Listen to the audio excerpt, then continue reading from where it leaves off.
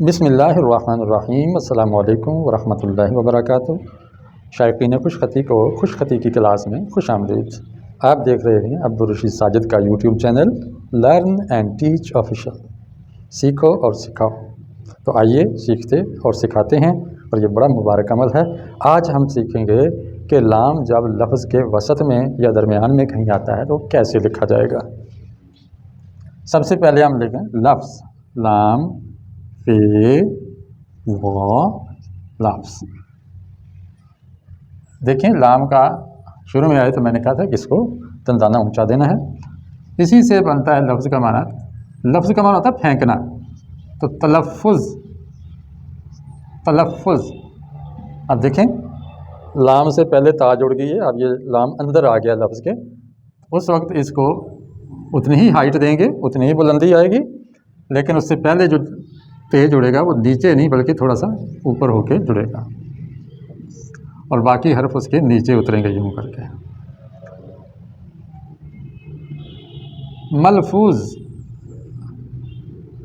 ملفوظ، یہ دیکھیں ملفوظ اسی لفظ سے بنا ہے ملفوظ۔ تلفظ ہوتا ہے پھینکنا، ادا کرنا، منہ سے جو آواز نکلے اس کو لفظ کہتے ہیں گرامر کی روح سے۔ اور اب یہاں دیکھیں لام سے پہلے میم جڑا ہے، تو یہ دیکھیں میم اس کے سر پہ نہیں جڑا، اس کے نیچے جڑ میں بھی نہیں جڑا، تھوڑا سا اوپر کر کے جڑا ہے ملفوظ۔ اور لام کے بعد والے حروف جو جڑے ہیں وہ مسلسل نیچے اترتے جا رہے ہیں، لینڈ کرتے جا رہے ہیں اپنی زمین کی طرف، یہ دیکھیں اترتے جا رہے ہیں۔ ملفوظات اسی سے ہے۔ ایک اور لفظ لیتے ہیں بلد۔ بلد کا معنی ہوتا ہے شہر، ملک کے معنی میں بھی آتا ہے بلد۔ لا اقسم بہذا البلد قرآن کا لفظ ہے۔ ملفوظ پھینکا ہوا، تلفظ پھینکنا، لفظ میں نے بھی پھینکنا، اور بلد کا معنی ہے شہر یا ملک یا جگہ۔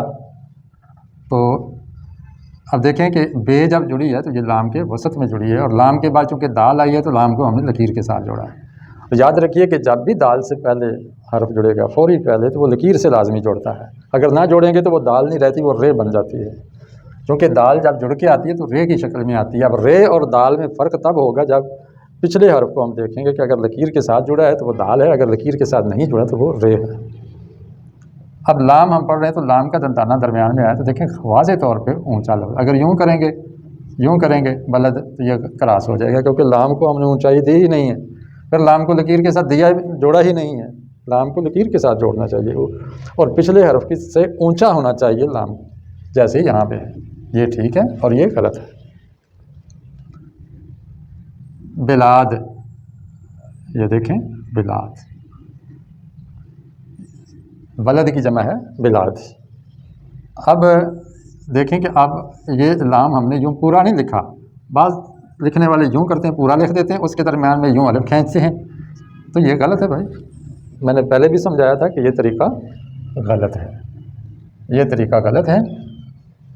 جب ہم لام کے بعد الف جوڑیں گے تو لام کو لکیر سے نیچے نہیں اترنے دیں گے۔ تو یہ تھا آج کا ہمارا سبق، جس میں ہم نے لام کو لفظ کے درمیان میں لکھنا سیکھا۔ تو آپ اپنے طلباء کو سکھائیے، بچوں کو سکھائیے، دوستوں کو سکھائیے، اپنے چھوٹے بہن بھائیوں کو سکھائیے، ان کی املا کی درستی کیجیے، اس سے یہی چراغ جلیں گے تو روشنی ہوگی۔ السلام علیکم ورحمۃ اللہ وبرکاتہ۔